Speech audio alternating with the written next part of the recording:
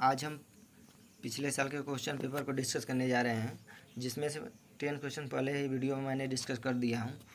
आज इसमें जो ये सब्जेक्ट है आपका introduction to power quality and facts है। जो 11 क्वेश्चन है आपका lightning and tree striking on a live conductor is example power quality. मतलब आपका यदि मान लीजिए कि आपका ट्रांसमिशन लाइन पर यदि लाइटनिंग यदि आपका गिरता है तो क्या हो जाएगा कि आपको उसमें लाइटनिंग की जो वोल्टेज होती है लगभग 300 मिली वोल्ट होती है, उसकी हाई वोल्टेज होती है। यदि ट्रांसमिशन लाइन पर गिरता है तो वो क्या करता है कि वह ट्रांसमिशन लाइन की वोल्टेज को इंक्रीज कर देता है। जैसे आपने डोमेस्टिक में अपने घरों में देखा होगा कि यदि किसी जगह बिजली गिर जाती है तो क्या हो जाता है, यदि हमारा जैसे मान लीजिए कि डोमेस्टिक एप्लीकेशन जैसे आपने टीवी या फिर कूलर पंखा आपका यदि स्विच में लगा होता था, आपका क्या होता था, जल जाता है। क्यों जल जाता है? वो हाई वोल्टेज के कारण जल जाता है।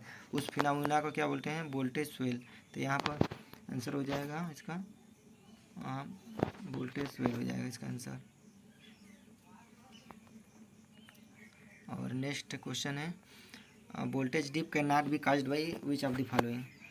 और पहला है आंसर, इसमें जो ऑप्शन है पहला लोकल एंड रिमोट फॉल्ट। यदि आपका मान लीजिए कि जैसे कि फॉल्ट भी होता है तो क्या हो जाता है, आपका वोल्टेज डिप कर जाता है। यदि फॉल्ट हो जाता है तो वोल्टेज क्या हो जाता है, किसी जगह यदि फॉल्ट हो जाता है तो वहाँ की वोल्टेज क्या हो जाती है, जीरो हो जाती है। इस प्रकार देखा जाए तो वोल्टेज क्या हो जाता है, डिक्रीज हो रहा है। और यदि इंडक्टिव लोड लगा दिए तब पर भी क्या होता है, वोल्टेज डिक्रीज हो जाता है। जैसे आपने घरों में कोई भी मोटर ऑन करते हैं तो क्या होता है, इंडक्टिव लोड होता है तो वोल्टेज क्या हो जाता है, आपने देखा होगा कि वोल्टेज कम हो जाता है। आपने ऑब्जर्व किया होगा, आपके घरों में समरसेबल होगा, आप उसे चला कर देख लीजिएगा। और कैपेसिटर स्विचिंग, कैपेसिटर स्विच यदि आप करते हैं तो क्या होता है, वो जब पावर फैक्टर को इम्प्रूव करता है या आपको रिएक्टिव पावर को इंजेक्ट करता है। तो यह इस प्रकार देखा जाए तो यह कारण नहीं है वोल्टेज डिप का, यह वोल्टेज को इम्प्रूव करता है। तो इसका आंसर है आपका यही हो जाएगा कैपेसिटर स्विचिंग। और स्विचिंग आप और इसका आंसर यही होगा। और स्विचिंग आप लार्ज लोड यदि आप स्विच करते हैं तब पर भी क्या हो जाता है, वोल्टेज को डिप कर देता है। तो इसका आंसर ही हो जाएगा। और आपका क्वेश्चन नंबर 13 देखते हैं। Is the time reduction in RMS voltage between 0.1 to 0.9 per unit of duration half cycle to 1 minute. तो यह आपका जैसे मतलब आपका रिडक्शन है आपका एक प्रकार से 10% to 90% आपका पर यूनिट रिडक्शन है हाफ। तो इसे क्या बोलते हैं, जैसे कि आपका आपने पढ़ा होगा कि वोल्टेज सैग जो है यह क्या होता है कि RMS वोल्टेज में डिक्रीज हो जाता है 10 to 90%। तो इसका आंसर हो जाएगा आपका वोल्टेज सैग। वोल्टेज सैग इसका आंसर हो जाएगा। तो इसका वोल्टेज सैग, क्योंकि वोल्टेज सैग आपने पढ़ा होगा reduction in RMS voltage between 10 to 90% half cycle to 1 minute, ये वोल्टेज सैग कहलाता है। अब 14 क्वेश्चन देखते हैं। 14 क्वेश्चन है which of the following not comes under disturbance with respect to power quality. तो यदि आपका इंटरप्शन इन सप्लाई हो जाता है, पहला जो ऑप्शन है इंटरप्शन इन सप्लाई, तब पर भी आपका पावर सप्लाई में डिस्टर्बेंस होगा। वोल्टेज सैग होगा तब पर भी आपका पावर क्वालिटी में डिस्टर्बेंस होगा। और ट्रांजिएंट होगा तब पर भी पावर क्वालिटी से रिलेटेड यह डिस्टर्बेंस है। और यह हार्मोनिक्स डिस्टॉर्शन है, यह यही इसका आंसर होगा। क्योंकि यह हार्मोनिक डिस्टॉर्शन यदि आपने जैसे कि क्या होगा कि यदि आपने पावर इलेक्ट्रॉनिक्स इक्विपमेंट का यूज कर रहे हैं तो वहाँ पर हार्मोनिक्स होगा ही। तो इसका आंसर यही होगा, यही आपका हार्मोनिक डिस्टॉर्शन इसका आंसर हो जाएगा।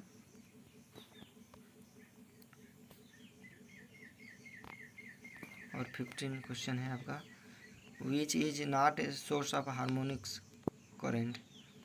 तो इसका जैसे आपको पहले ही बता दिए हैं कि क्या होता है कि यदि आपने कोई भी जैसे कि पावर इलेक्ट्रॉनिक्स इक्विपमेंट यूज कर रहे हैं तो वहाँ पर हार्मोनिक होना ही है। जैसे कंप्यूटर में भी इक्विपमेंट लगे होते हैं, पावर इलेक्ट्रॉनिक्स के ट्रांजिस्टर डायोड ये सब लगा होता है। UPS उसमें भी होता है। और कैपेसिटर स्विचिंग उसमें भी लगा होता है। उसमें भी लगा ही होता है, आपने देखा होगा। तो इसका जो आंसर हो जाएगा आपका इसका आपका आंसर हो जाएगा रजिस्ट्री लोड। रजिस्ट्री लोड होता है तो उसमें हार्मोनिक्स होता ही नहीं है। अब नेक्स्ट क्वेश्चन देखते हैं आपका, ये 16 देखते हैं। 16 है, the third harmonic current are known as. जो थर्ड हार्मोनिक करेंट है उसको आप जीरो सीक्वेंस हार्मोनिक्स बोलते हैं। इसका आंसर यही हो जाएगा। और 17 देखते हैं next question, in which condition does voltage unbalance occurs. Voltage जैसे हम लोग के घरों में 3 फेज सप्लाई आती है, ठीक है। तो 3 फेज सप्लाई आती है, तो यदि वोल्टेज का magnitude all phase are not identical, तब पर भी बोलेंगे कि हमारा वोल्टेज अनबैलेंस है।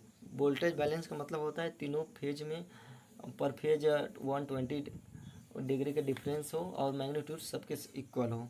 तो लेकिन यहाँ पर जो यहाँ पर क्या है, यहाँ पे यही है कि which of the following condition does voltage unbalance occur, when voltage magnitude in all the phase are not identical. ये भी सही हो जाएगा। और आपका ये भी आपका when the phase angle are not equal to 120 degree, ये भी हो जाएगा। यानी दोनों आपका ऑप्शन बोथ आर करेक्ट। इसका आंसर यही होगा, यही होगा इसका, both of the option correct. ठीक है, अब 18 नंबर देख लेते हैं। डीसी सर्किट है जो विच of the following harmonics component. जो डीसी सर्किट होता है वो कोई भी हार्मोनिक्स कंपोनेंट नहीं रखता है।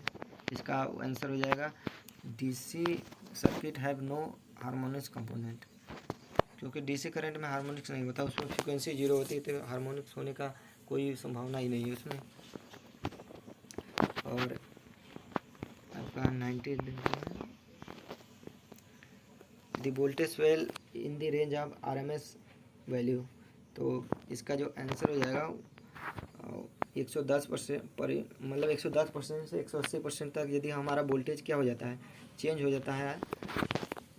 होता है इसके बीच में, तो इसको वोल्टेज स्वेल कहते हैं। वोल्टेज स्वेल मतलब कि वोल्टेज का इंक्रीज होना, वोल्टेज का बढ़ना।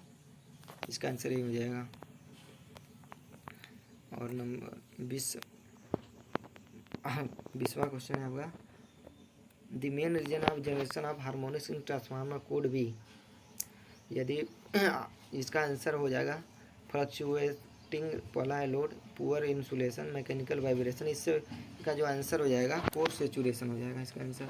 यदि हमारा कोर सेचुरेट हो जाता है तो क्या हो जाता है, इसका मेन कारण है हार्मोनिक्स इन ट्रांसफार्मर में।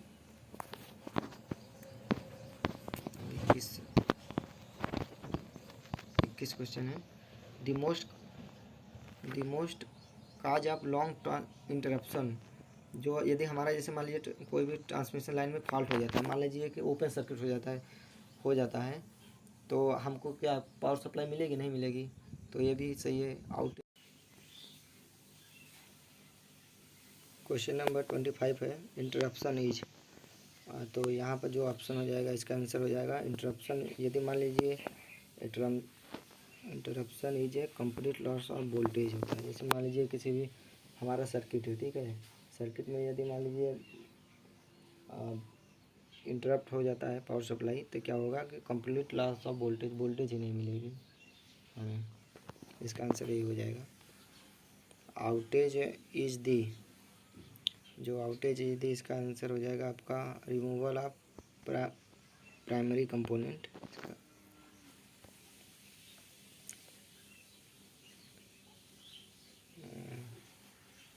क्वेश्चन नंबर 27 है, single phase tripping is generally use in which system. तो इसका जो आंसर हो जाएगा आपका ट्रांसमिशन सिस्टम।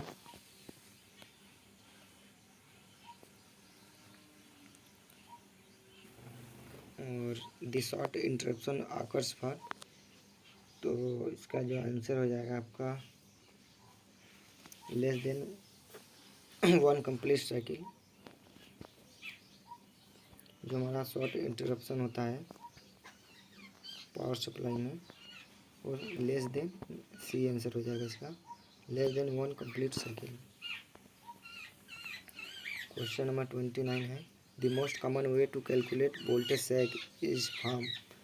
जो हमारा वोल्टेज सैग जो हम कैलकुलेट करते हैं वो आरएमएस वोल्टेज होता है। Question number 30, effect of temperature rise in overhead line is to. मान लीजिए आपका ट्रांसमिशन लाइन है, ठीक है। आपने देखा होगा कि गर्मी के दिनों में क्या होता है कि सैग इंक्रीज हो जाता है। आपने देखा होगा कि थोड़ा सा हमारा क्या सैग ज़्यादा बन जाता है, मतलब कि वो क्लियर, मतलब आपने देखा होगा कि आप अपने डेली लाइफ में तो गर्मियों के दिनों में सैग ज़्यादा हो जाता है ट्रांसमिशन लाइन का। यदि सैग ज़्यादा हो जाएगा तो टेंशन क्या हो जाता है, कम होता है। इन्वर्सली प्रोपोर्शनल होता है सैग और टेंशन, तो इसका आंसर यही हो जाएगा। यदि टेम्परेचर गर्मी के दिनों में क्या होता है, टेम्परेचर इंक्रीज होता है तो आपका सैग इंक्रीज हो जाता है। आपने देखा होगा कि ट्रांसमिशन लाइन ऐसे हो जाती है, यहाँ पर वो है तो थोड़ा गर्मियों के दिनों में ऐसे हो जाती है, ठंडे के दिनों में थोड़ा सा ऐसे थोड़ा सा स्ट्रेट लाइन दिखती है थोड़ी सी, आपने देखा होगा। तो इसका आंसर वही हो जाएगा, ए आंसर हो जाएगा। 31 है आपका, what should be the value of sag for proper operation of overhead transmission line. तो प्रॉपर ट्रांसमिशन लाइन सैग जो आपका होना चाहिए वो ना तो ज़्यादा कम होना चाहिए ना तो ज़्यादा हाई होना चाहिए। एक मतलब कि आपका सैग लगभग नॉर्मली इतना होना चाहिए कि हाँ ऐसा ही रहे। मान लीजिए कि ऐसा रहे, ठंडे के दिनों में क्या होगा, थोड़ा सा मान लीजिए ऐसा हो जाएगा, ये ऐसा हो जाएगा, ठीक है। यदि मान लीजिए कि आपने एकदम टाइट रखा है, जैसे मान लीजिए आपने ऐसे टाइट रखा है, गर्मी के दिनों में क्या होगा और टाइट होगा या अरे ठंडी के दिनों में तो क्या हो जाएगा, यहाँ से ब्रेक हो जाएगा। तो ऐसा नहीं होना चाहिए। तो हमारा ट्रांसमिशन लाइन में जो सैग होनी चाहिए वो neither too low not too high होना चाहिए। ये इसका आंसर हो जाएगा यही, इसका आंसर हो जाएगा यही, ठीक है। और 32 है क्वेश्चन नंबर है, during sag power electronic component will trip, this will decreases. जो इसका आंसर हो जाएगा आपका लोड करंट हो जाएगा आंसर इसका। 33 है, the equipment sensitive to magnitude of voltage sag are. जैसे मान लीजिए वोल्टेज सैग होता है तो आपका जो इस पर किस पर इफेक्ट ज़्यादा पड़ता है आपका, तो आपका जैसे आपने देखा होगा पीसी लैंप पर भी और आपका कंट्रोलर पर भी, ये सेंसिटिव इक्विपमेंट है सारे।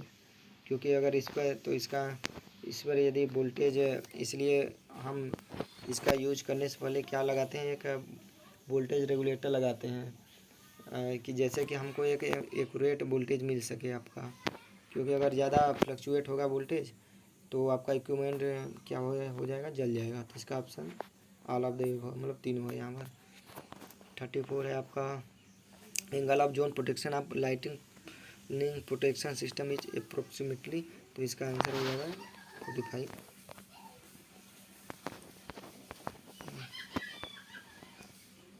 क्वेश्चन नंबर 35 है, which of the following is use for providing protection against incoming search. आपका जो इसका आंसर होगा वो मेटल ऑक्साइड, जो लाइटिंग अरेस्टर यूज की जाती है वो मेटल ऑक्साइड यूज किया जाता है।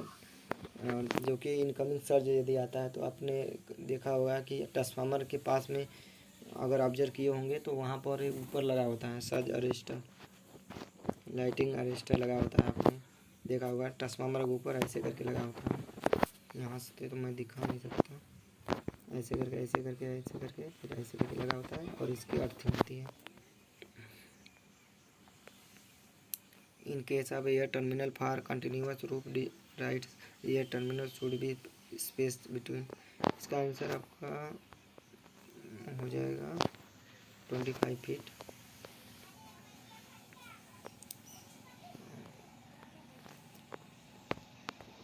37 है, electrical surge are to be caused because of which one of the following. तो आपका सर्ज लाइटिंग अरेस्टर स्ट्राइक होने से भी आता है। एक्स्ट्रा हाई वोल्टेज आपका स्विचिंग करेंगे तब पर भी क्या होता है, सर्ज आने की संभावना रहती है। तो इसका ऑप्शन हो जाएगा सी, दोनों। क्योंकि आपने देखा होगा कि लाइट जो हमारा सर्किट ब्रेकर यूज होता है तो वहाँ पर एक आग को बुझाने के लिए मतलब कि आग को बुझाने के लिए भी उसमें यूज किया जाता है अलग अलग सी गैसें। तो क्या उसमें आवश्यकता क्यों पड़ी? क्योंकि वो हाई वोल्टेज है, क्योंकि वो क्या करती है कि एयर को बीच में आयनाइज कर देती है, जिससे कि जैसे ये कांटेक्ट होता है हाई वोल्टेज, तो यहाँ पर आयनाइज हो जाते हैं, जिससे कांटेक्ट करंट इस एयर को क्या कर देती है, कंडक्टर बना देती है और करंट फ्लो होने लगती है। तो यहाँ पर भी ऑप्शन हो जाएगा सी। 38 है, which of the following method is used for improving the system stability. तो सिस्टम स्टेबिलिटी के लिए जो हमारा कैसे हम इम्प्रूव कर सकते हैं, हम यदि हाई वोल्टेज पर ट्रांसमिशन करें तब पर भी इम्प्रूव हो जाएगा। रेडिएशन ट्रांसफ़र रिएक्टेंस, इसके द्वारा भी हो जाएगा। Using high speed circuit breaker, तो यहाँ पर ऑप्शन ऑल ऑफ द हो जाएगा, सभी से कर सकते हैं।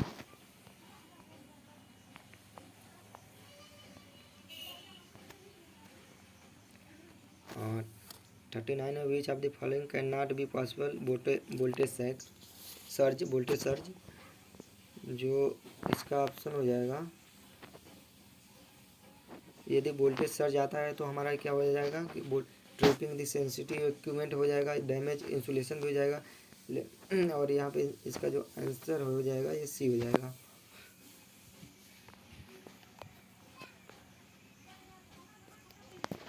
क्वेश्चन नंबर 40 है, facts device are generally use for compensate of the transmission line.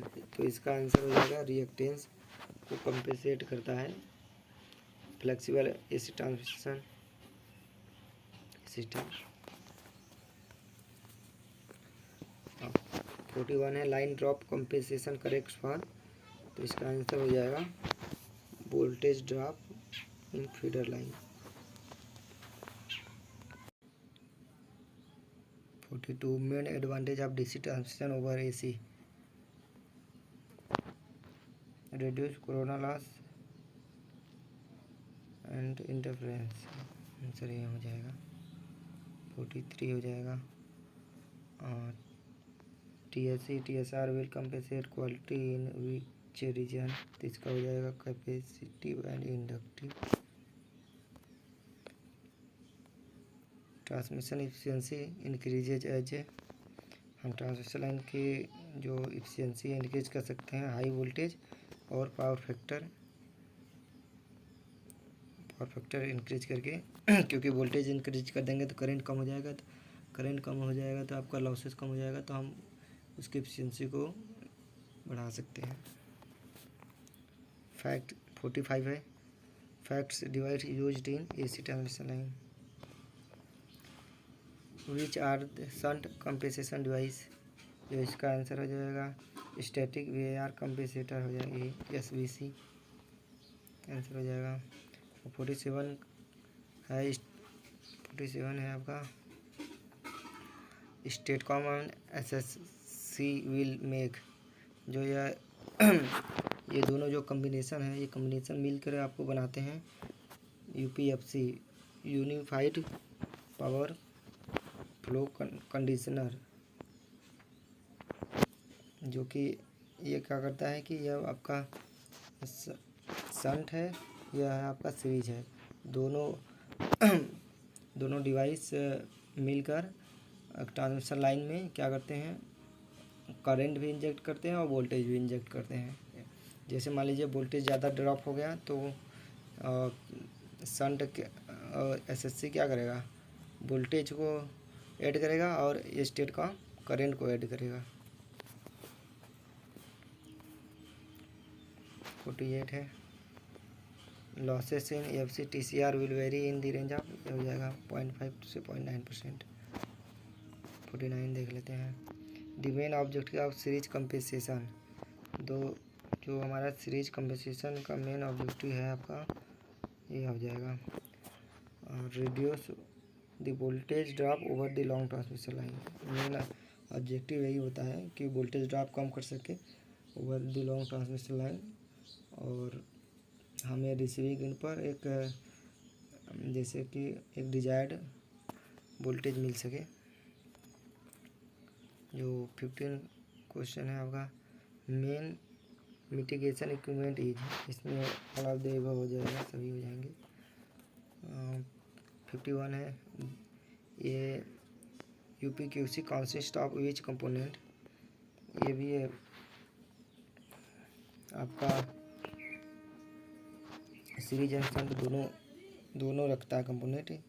ये क्या होता है कि स्टेट कॉम प्लस DVR से मिलकर बना होता है ये।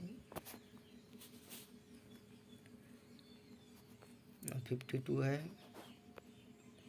ये DVR is a series device that generate and, जैसा कि मैंने बता दिया आपकी जो DVR है आपका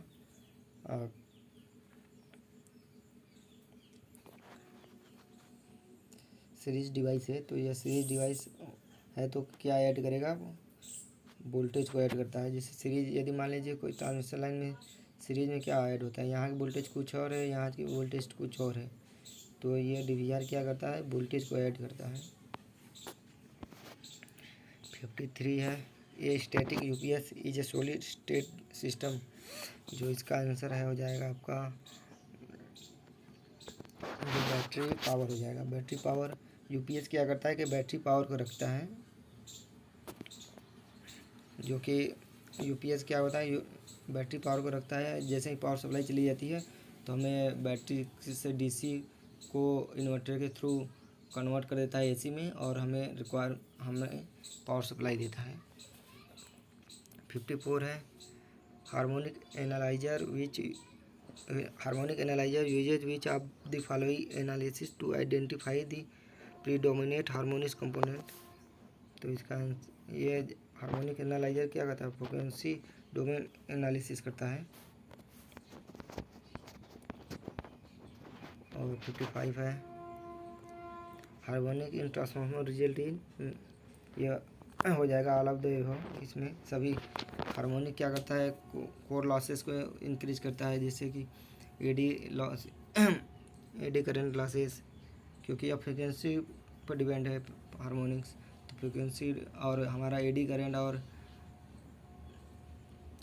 जैसा कि आपको मालूम होगा वो भी फ्रिक्वेंसी पर डिपेंड होता है, तो उस पर लॉसेस को इंक्रीज करेगा।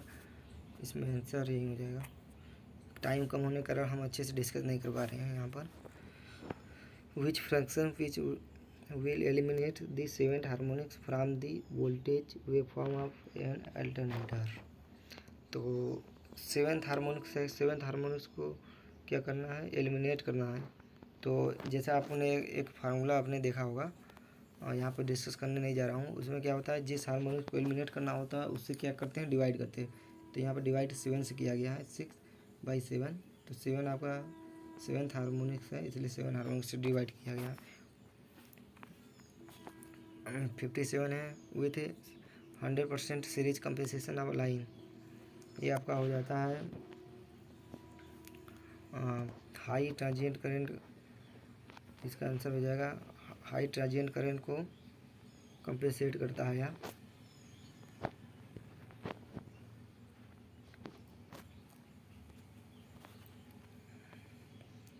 और 58 है, if CC is the angle of voltage wave at which an RL circuit is switched in and 0 is the impedance angle of the RL circuit, this will be no transient when circuit is switched in if, और यदि A बराबर equal to 0 हो जाए तो आपका transient नहीं होता है, इसका आंसर यही हो जाएगा। 59 है, there is no transit in pure resistive circuit because they, जैसा कि they have no stored energy, जैसा कि रेजिस्टेंस एनर्जी को स्टोर नहीं करता, इसलिए हार्मोनिक्स होने का कोई सवाल ही नहीं उठता यहाँ से।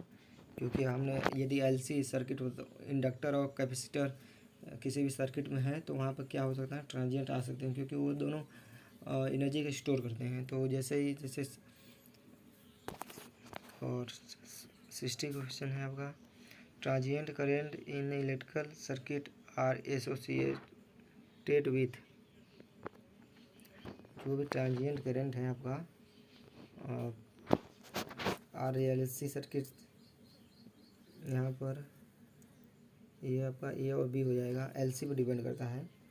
जैसे आपने पहले ही बताया था कि ट्रांजिएंट तभी आता है जब आपके सर्किट में कैपेसिटर या फिर इंडक्टर हो या फिर दोनों हो। इसका आंसर ये हो जाएगा।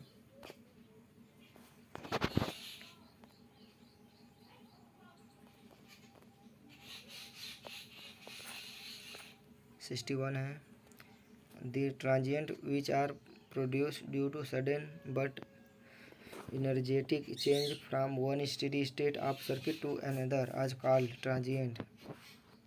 तो इसका जो आंसर हो जाएगा ट्रांजिशन कहलाता है।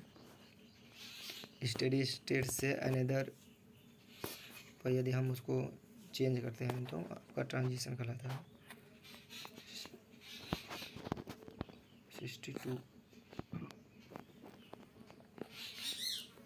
in an RL circuit connected to an alternating sinusoidal voltage size of transient current primarily depend on, तो ये आपका जो प्राइमरी डिपेंड होता है वो आपका एन, इसका आंसर ये हो जाएगा the instant in the voltage cycle at which circuit is closed. इसका आंसर ये हो जाएगा। 63 है, the transient current in RLC circuit oscillatory when, आपका जब रेजिस्टेंस लेस देन 2 हो जाएगा तभी होगा आंसर। और 64 है आपका, the transient current in loss free LC circuit when excited from an AC source is या ए साइन वेव। इसका जो आंसर हो जाएगा अनडेम्प्ड हो जाएगा इसका आंसर।